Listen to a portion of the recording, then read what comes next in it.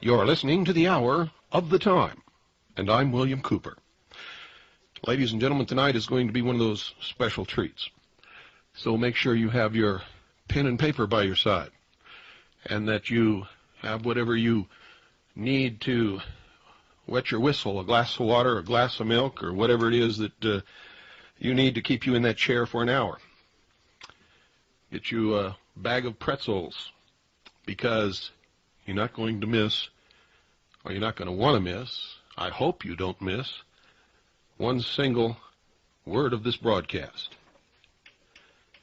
It is essentially, you could add it on to the Mystery Babylon series. So those of you who have that series, it might be a good idea to tape this broadcast. Consider it part of your continuing education into how we got here, and who's bringing it about, and what does it all mean. Tonight's not going to solve that. It's going to present you with a mystery. But nevertheless, this mystery is crucial to what is happening today. And I believe that when it's ultimately solved, what will be presented to the world will be a deception of a great magnitude, and could, in fact, literally destroy the Christian church. So if you're a Christian, you should especially listen.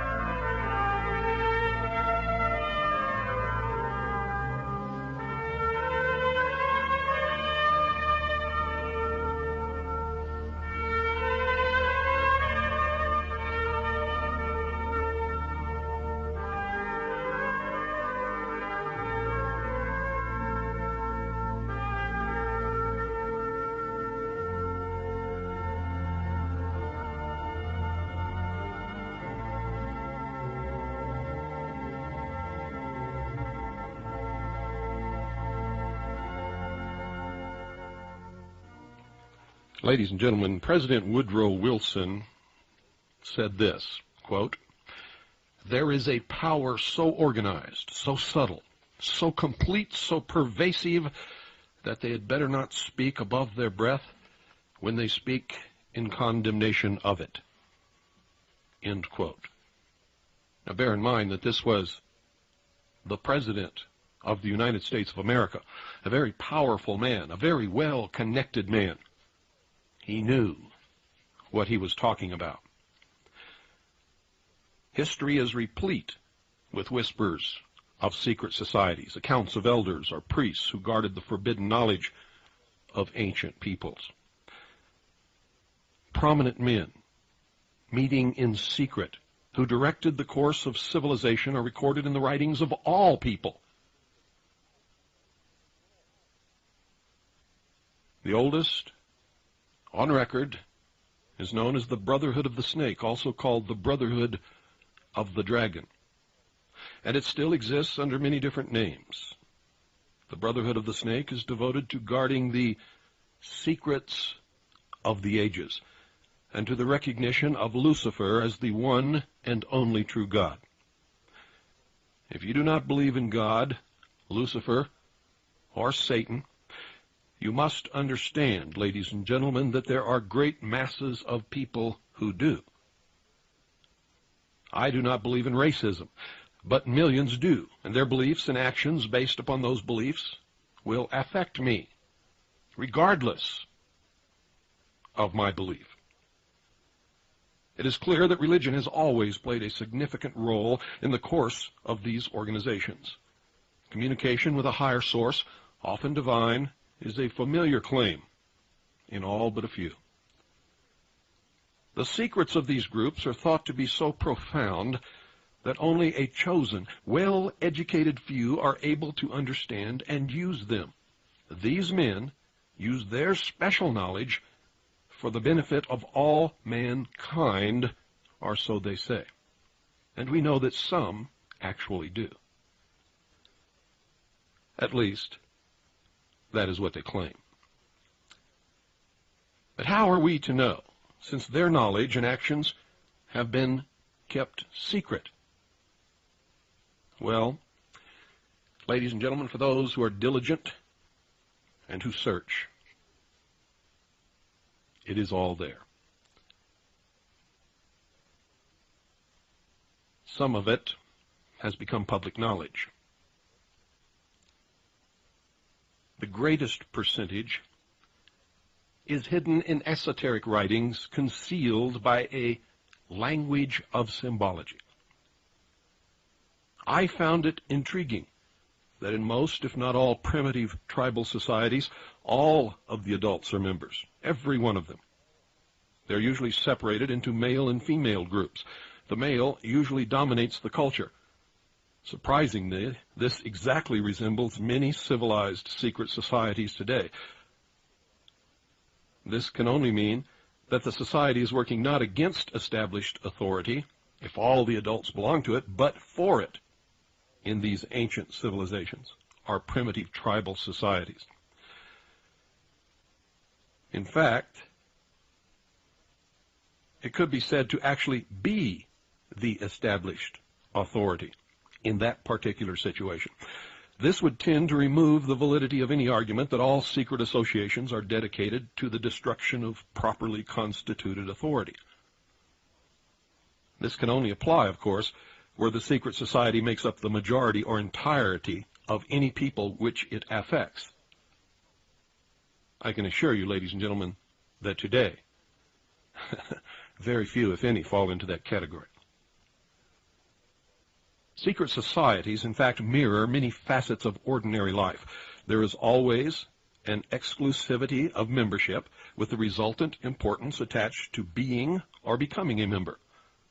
And this is found in all human endeavors, even those which are not secret, such as football teams or country clubs. This exclusivity of membership is actually one of the secret society's most powerful weapons. There's the use of signs, passwords, and other tools. These have always performed valuable functions in man's organizations everywhere. The stated reason, almost always different from the real reason for the society's existence, is important. It can be anything, but it is usually fraternal and is said to be existing for the good of the community. And it is found in all pressure groups wherever human beings congregate. The comradeship is especially important. Sharing hardships or secrets has always been a special thrill to men. No one who has ever undergone the rigors of boot camp is ever likely to forget the special feeling of belonging and comradeship that was shared between the victims of the drill sergeant, our company commander. And yes, I meant victims, for that is exactly what they are. Their world is shattered, destroyed, and a new one built, which they become a part of. It is an emotion born of initiation, a rebirth, if you will. That's why all this born-again stuff is very dangerous. You see, you're either a Christian or you're not. You've accepted Christ or you haven't. You've been baptized or you have not. And you can be born again every day for 365 days each year, for every year for the rest of your life. It will not change a thing. And that goes for every other religion and every secret society. It is an emotion born of initiation. The most potent tool of any secret society is the ritual and myth surrounding initiation. You see, these special binding ceremonies have very deep meaning for the participants. Whether they actually understand the ceremony or the symbology involved or the true meaning is irrelevant.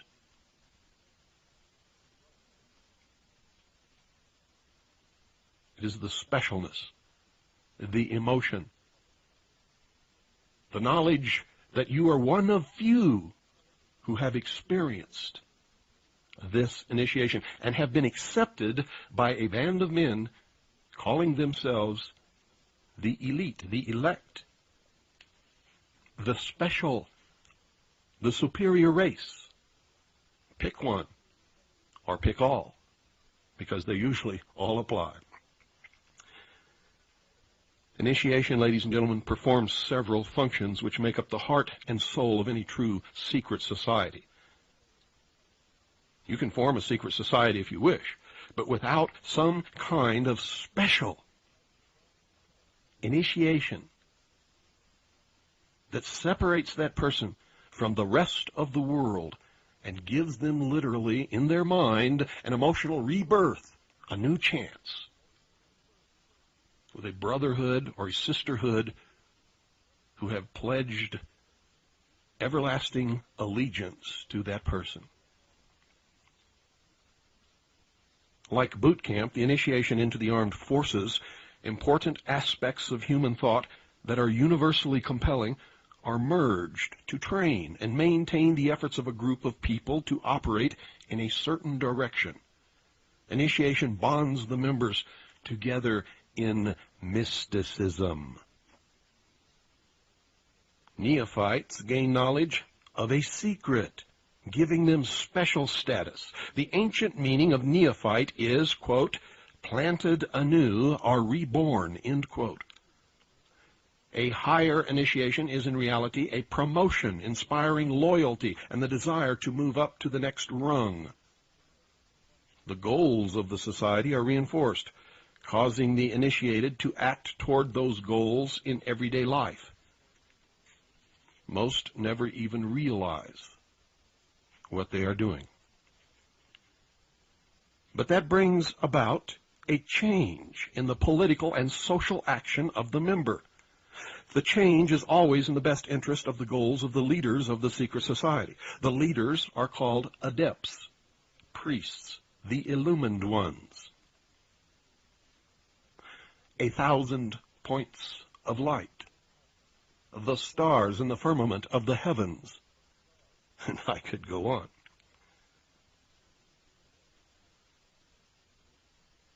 This can best be illustrated by the soldier, trained to follow orders without thinking.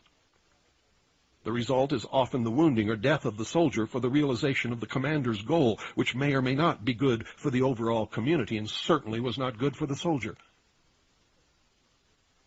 And maybe now you can understand why the wrath of the military came down around Specialist Michael New's shoulders when he refused to wear the United Nations uniform.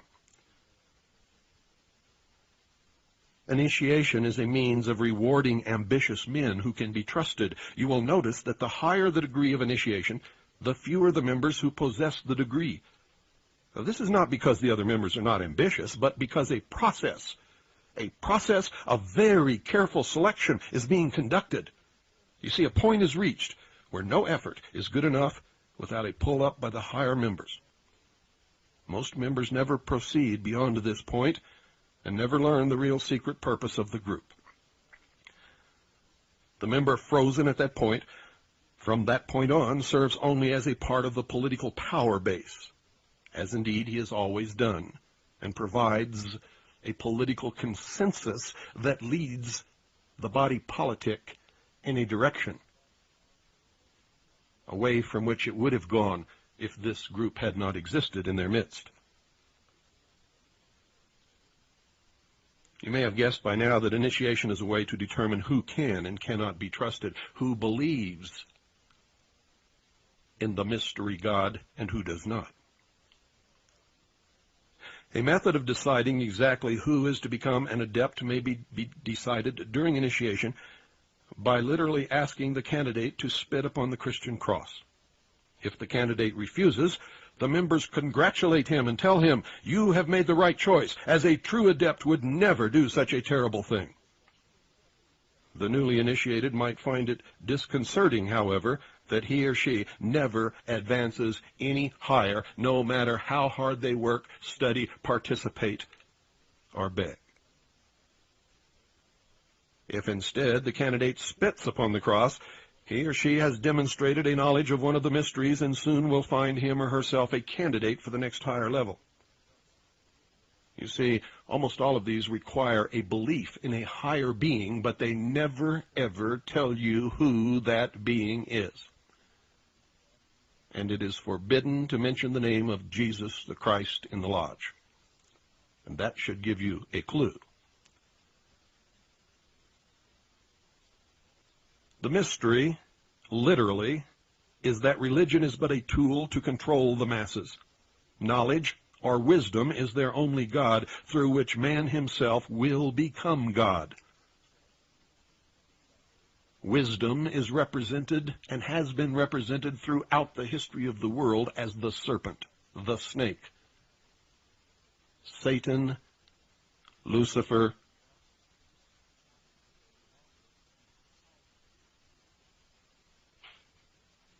the snake and the dragon are both symbols of wisdom. Lucifer is the personification of the symbol. It was Lucifer who tempted Eve to entice Adam to eat of the tree of knowledge. Tree of knowledge. Tree of knowledge. Had nothing to do, ladies and gentlemen, with any apple. And thus free man from the bonds of ignorance.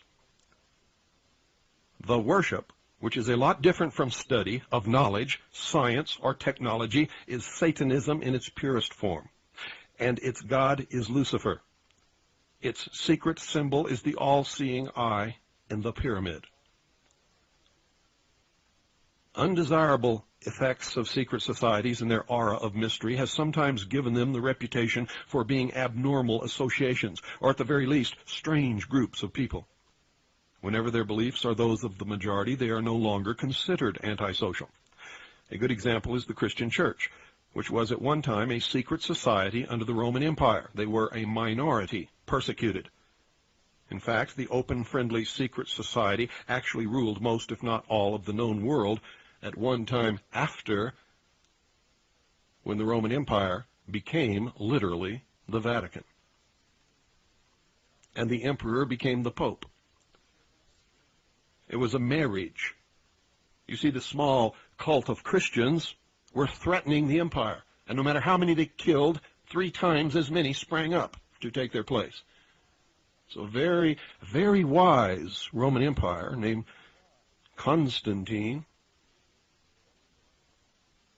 Actually, he was not the empire, even though I'm sure he thought he was. He was the emperor.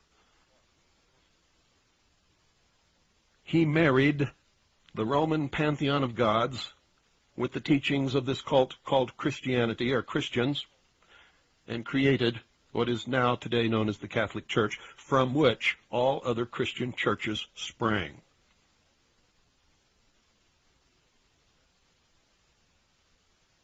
The pantheon of Roman gods became the pantheon of saints. The emperor became the pope. And from that day, Rome ruled the world another 1,200 years and staved off the destruction of the empire. In fact, the empire grew and spread and took in all of Europe.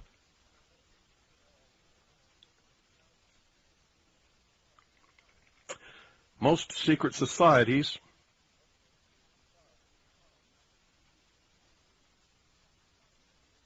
are generally considered to be antisocial. They're believed to contain elements that are not liked or are outright harmful to the community in general. This is exactly the case in some instances. Communism and fascism are secret societies in many countries where they are prohibited by law. In this country, the Nazi Party and the Ku Klux Klan are secret societies due mostly to the fact that the general public is disgusted by them. Their activities are sometimes illegal, thus the secrecy of their membership. The early Christians were a secret society because Roman authorities considered them from the start to be a dangerous group to imperial rule. The same was true of the followers of Islam. At least some of these true believers, working in secret, accomplished what would turn out to be for the eventual good of society. The Drusid and Yazidis in Syria and Iraq consider the Arabs a dangerous secret society dedicated to the takeover of the world. The Arabs today think the same of the Jews. Catholics and Freemasons used to have precisely the same ideas about each other. Now, at the highest levels, they are one organization, documented in a book entitled The Broken Cross by Piers Compton. In many primitive or backward societies, initiation into the highest degrees of the group involved subjection to trials, which not infrequently resulted in death or insanity for the candidate. It can be seen that social right and wrong is not the yardstick in estimating the value of a secret society. Usually, with these people, the end justifies the means. In Borneo, a tribal society, initiates of hunting organizations consider it meritorious and compulsory to hunt heads. In Polynesia, infanticide and debauch were considered essential for initiation into their societies, where the tribal code needed members who indulged in these things as pillars of society.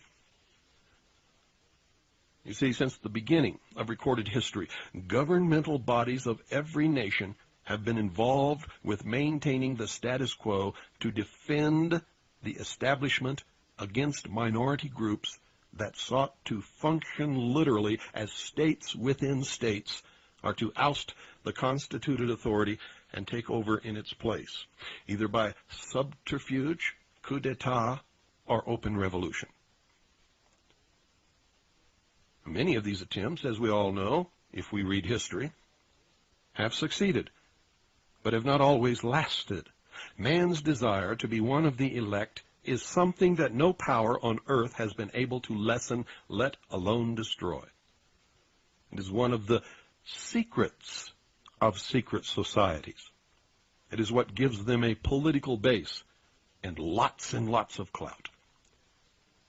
Members often vote the same and give each other preference in daily business, legal, and social activities. It is the deepest desire of many to be able to say, I belong to the elect. I am better than all of these other people. And I know a secret. After all, haven't I been chosen to belong to this elite organization of fraternal brothers who control the community? I am special.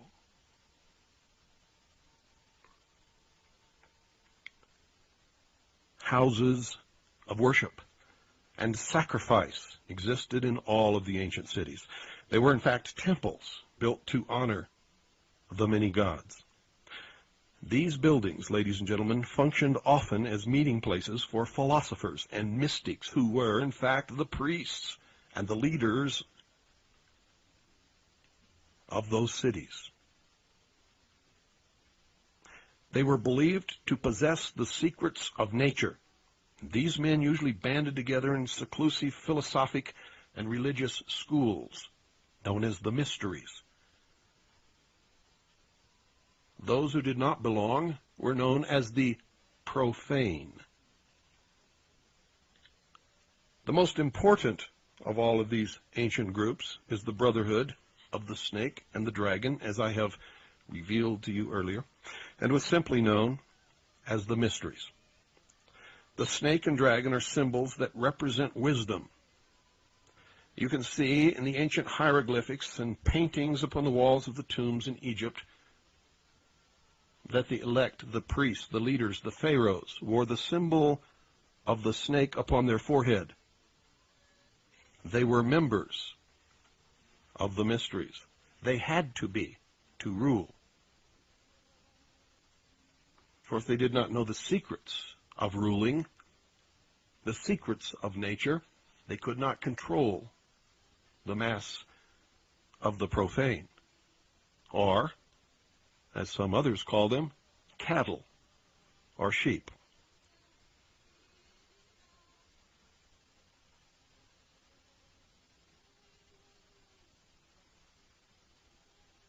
The father of wisdom, ladies and gentlemen, is Lucifer, also called the light bearer.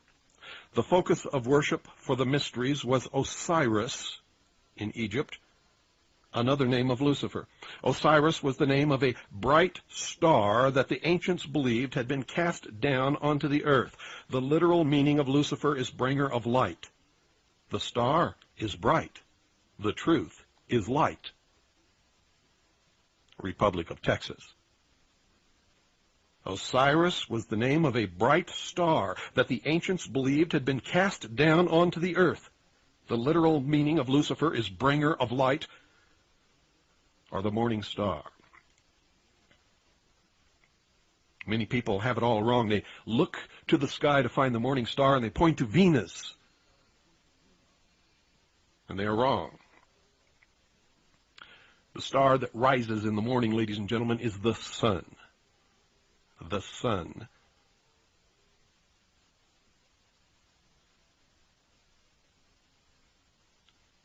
The star is bright.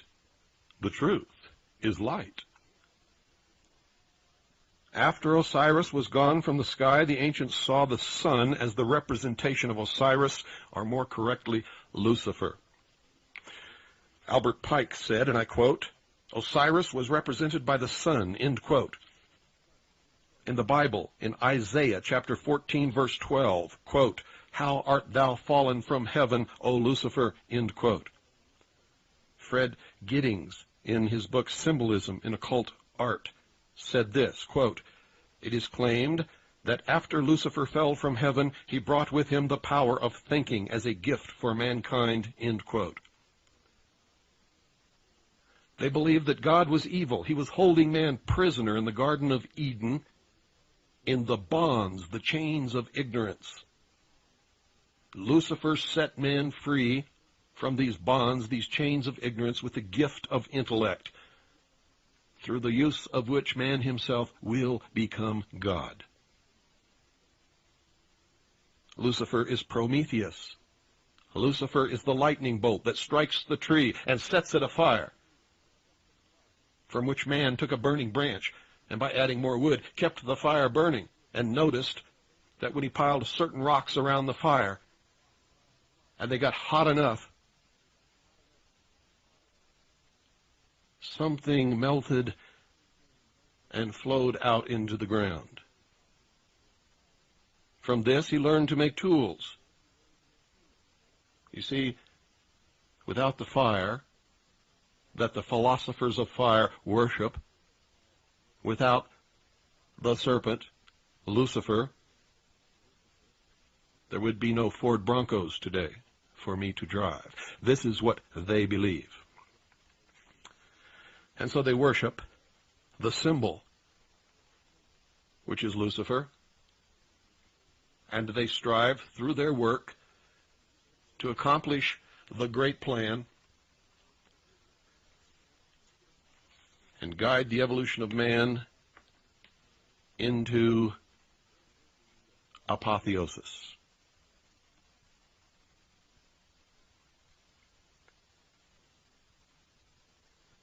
Most of the greatest dangerous rites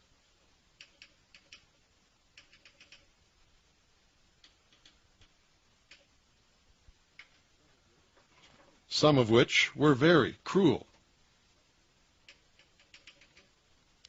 Most of the greatest minds that have ever lived were initiated into the society of mysteries by secret and dangerous rites, some of which were very cruel.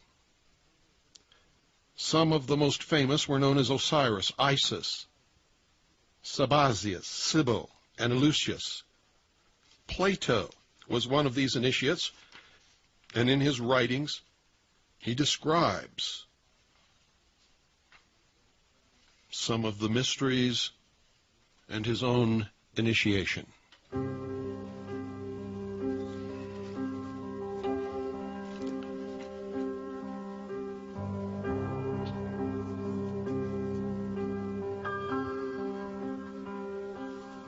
Some say love, it is a river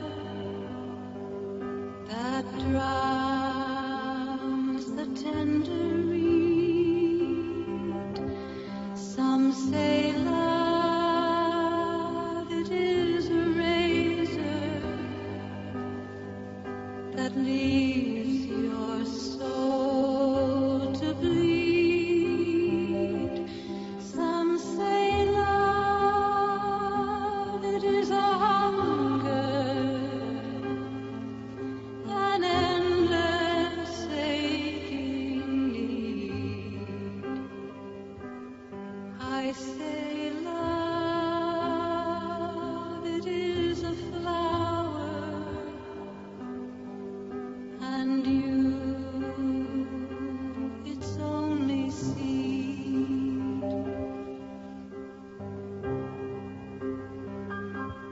It's the heart that fears the breaking, that never learns the dance. It's the dream afraid of waking, that never takes a chance. It's the one who won't be taken, who cannot seem to give, and the soul afraid of dying, who never learns to live.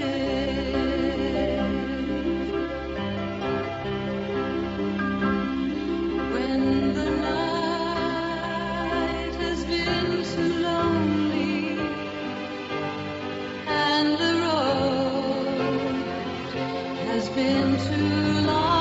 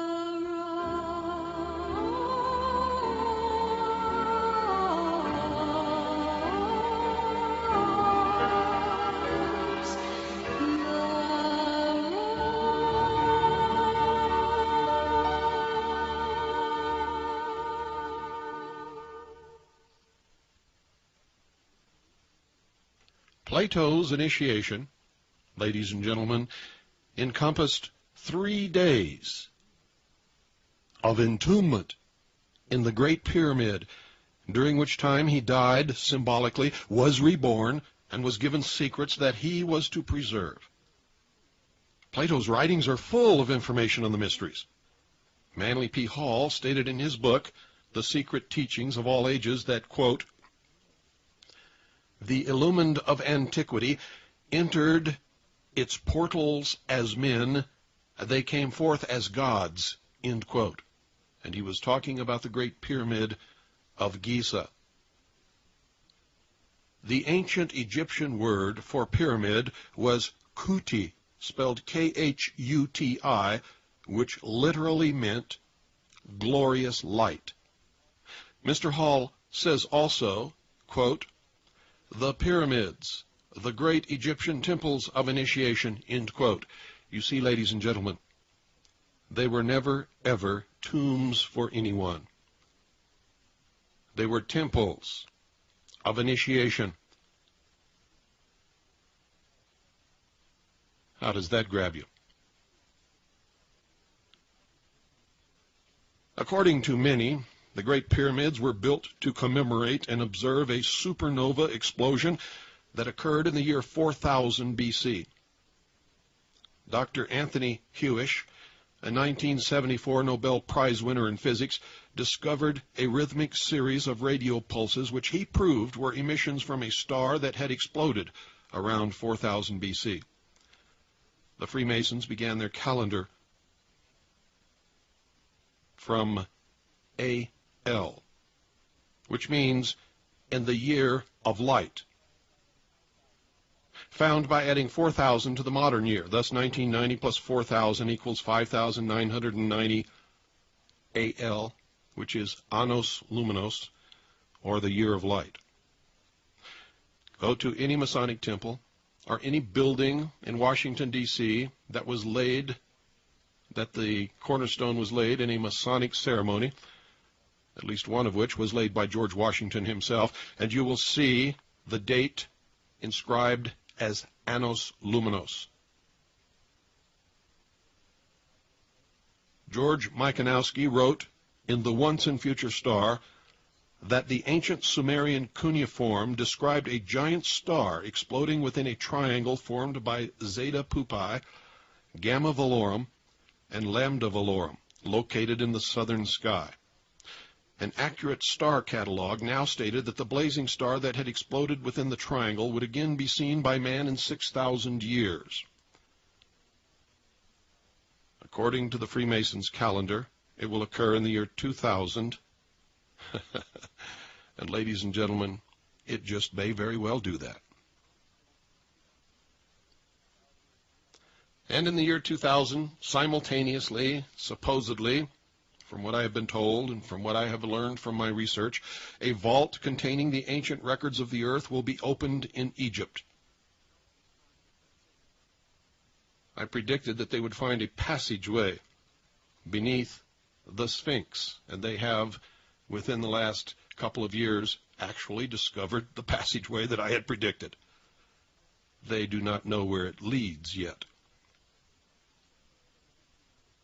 The return of Lucifer, represented by this great light in the sky, also described by Malachi Martin in his book, The Keys to This Blood, written with the blessings of the Pope, described that the Pope is now waiting for a great light which will appear in the heavens, signaling the greatest return of humanity to the church in the history of the world. Malachi Martin describes this event as a fission event. A fission event, ladies and gentlemen, is an atomic explosion. Could this have something to do with the plutonium on board the spacecraft known as Galileo, which according to NASA's own figures will go into a decaying orbit and plunge into the center of Jupiter sometime around December of the year 2000?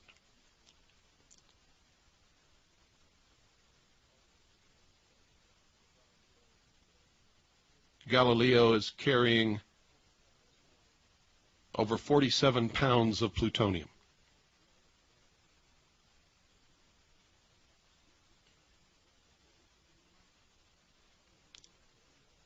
The return of Lucifer and the opening of the vault will usher in the millennium. A great celebration has already been planned by a society known as the Millennium Society to take place at the very pyramids in Egypt. And this is according to the January 3rd, 1989 edition of the Arizona Daily Star. Quote, President-elect Bush is spending this New Year's holiday at Camp David, Maryland, but in 10 years he may be in Egypt. Organizers of the Millennium Society say he's already committed to ushering in the next century at the Great Pyramid of Cheops in Giza. On his birthday, ladies and gentlemen, during his administration, he was photographed, and this photograph was published widely, lying in bed, holding a model of the pyramid in his hand. The first secret that one must know to even begin to understand the mysteries is that their members believe that there are but few truly mature minds in the world. And I never believed that until I started dealing with the sheeple, and now I'm not so certain that they're wrong. They believe that those minds belong exclusively to them. That I still disagree with, because I'm not one of them, and I think I've got a pretty good mind. And I know some other people who are not part of them, and I think they have some pretty good minds also. The philosophy that follows is the classic secret society view of humanity. Quote, when a person of strong intellect is confronted with a problem which calls for the use of reasoning faculties, they keep their poise and attempt to reach a solution by garnering facts bearing upon the question. On the other hand, those who are immature, when confronted by the same problem, are overwhelmed. While the former may be said to be qualified to solve the mystery of their own destiny, the latter must be led like a bunch of animals and taught in the simplest language. Like sheep, they are totally dependent upon the shepherd. The able intellect is taught the mysteries and the esoteric spiritual truths.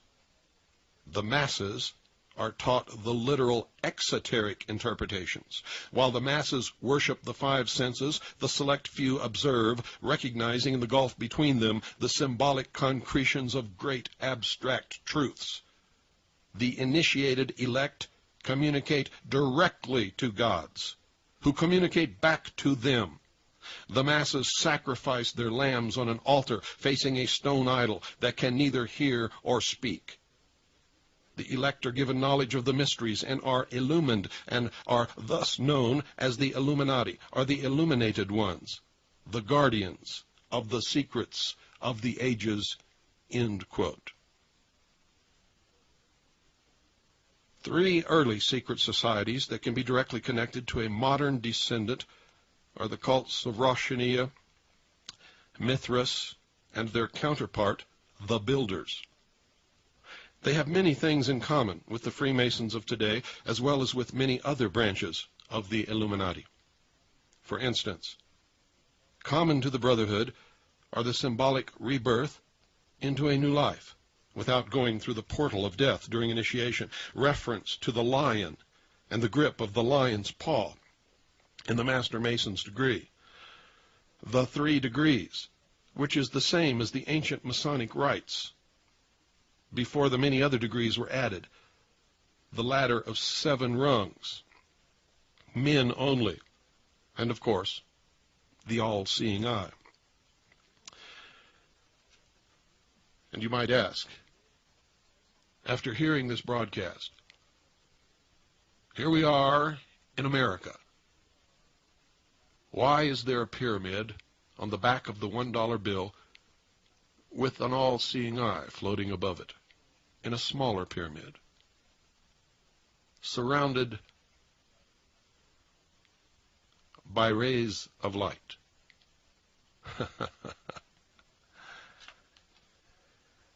Of special interest is the powerful society in Afghanistan, in ancient times called the Roshaniya. are the illuminated ones. There are actually references to this very mystical cult going back through history to the House of Wisdom at Cairo. At one time, Arabia, ladies and gentlemen, was the seat of all of the knowledge in the world. In fact, they had the only universities in the entire world. The major tenets of this cult were the abolition of private property, the elimination of religion, the elimination of nation-states, the belief that illumination emanated from the Supreme Being who desired a class of perfect men and women to carry out the organization and direction of the world, belief in a plan to reshape the social system of the world by first taking control of individual countries one by one, and the belief that after reaching the fourth degree, one could communicate directly with the unknown supervisors who had imparted knowledge to initiates throughout the ages. Wise men will again recognize the Brotherhood. In fact, the Brotherhood today believes in these very same tenets. And if you are indeed observant, you can see that this is exactly what they have done and what they are in the process of completing. It's called socialism.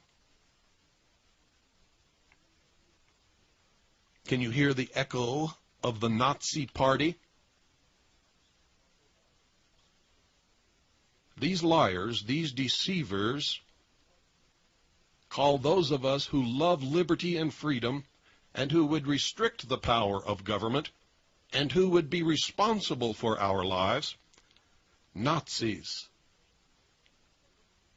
It is one of the greatest deceptions of the modern age, ladies and gentlemen, for Nazis were socialists. Hitler was a socialist. Nazi literally means National Socialism. Hitler nationalized everything. Hitler created programs for everybody on every level.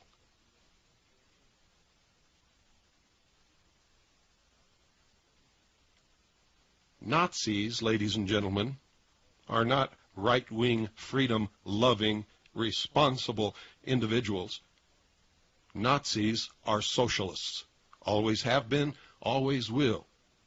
Socialism is the father of fascism, which is a marriage of the social state with the corporate elite.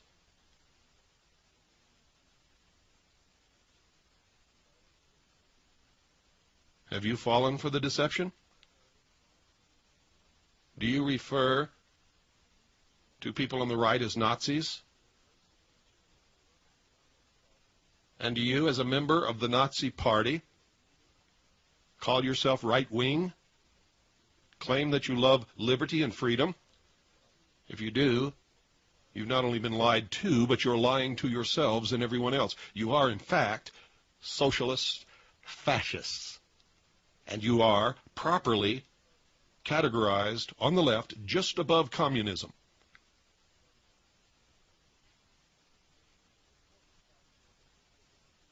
The important fact to remember is that the leaders of both the right and the left are a small, hard core of men who have been and still are illuminists, or members of the Brotherhood. They may have been or may be members of the Christian or Jewish religions, are atheists, are Buddhists, but that is only to further their own ends. Remember, the end justifies the means. They are and always have been Luciferian and internationalists. Today, the Southern Baptist Church is in the total control of the Freemasonic Lodge. They give allegiance to no particular nation, although they have used on occasion nationalism to further their cause. Their only concern is to gain greater economic and political power. The ultimate objective of the leaders of both groups is identical. That is why it doesn't make any difference whether you elect Democrat or Republican. The result has always been the same. And we go closer and closer to one world totalitarian socialist government. After all, wasn't it George Bush, a so-called right-wing conservative Republican who first used the term New World Order? They are determined to win for themselves undisputed control of the wealth, natural resources, and manpower of the entire planet. They intend to turn the world into their conception of a Luciferian, totalitarian, socialist state. In the process, they will eliminate all Christians, Jews, and atheists. And that's why you better stop picking on the Jews. The Jews who are involved in this, who call themselves Jews, are not Jews at all. And doesn't the Bible tell you something about that? Those Jews who really are Jews will be eliminated, along with fundamentalist Muslims. You've just learned one, but only one, of the great mysteries of what is coming in the future. The Rosh Hashanah also called themselves the Order. Initiates took an oath that absolved them from all allegiance except to the order and stated, quote, "I bind myself to perpetual silence and unshaken loyalty and submission to the order. All humanity which cannot identify itself by our secret sign is our lawful prey," end quote. The oath remains essentially the same to this day. The secret sign was to pass a hand over the forehead, palm inward. The countersign to hold the ear with the fingers and support the elbow in the cupped other hand. Does that sound familiar? Have you seen people exchange these signs right before your nose and you knew not what was happening? There are many other signs, a handshake, and many others. The 5 points of fellowship.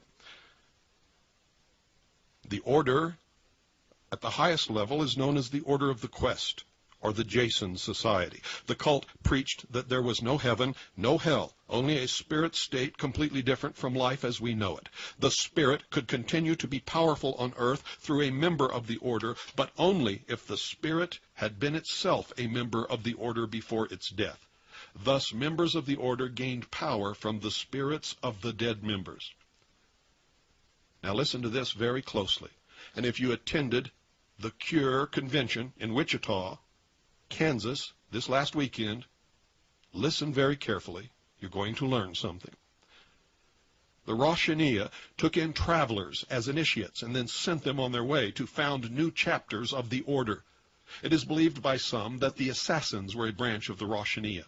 Branches of the Rosh Hashanah are the illuminated ones, are the Illuminati, existed and still exist everywhere. One of the rules was not to use the same name and never mention the Illuminati. That rule is still in effect today. I believe that it is the breaking of this rule that resulted in Adam Weishaupt's downfall.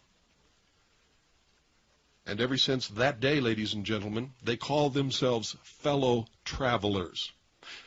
And this last weekend at the Cure Convention, one of the candidates for president, who was nominated but was nominated to be considered for the nomination but was not elected. In his farewell speech, said that he was so happy to have met so many fellow travelers during the Cure Convention. All of you should read again the works of Hegel. The entire, and I mean the entire text of tonight's broadcast was taken from my book, the chapter entitled Secret Societies in the New World Order.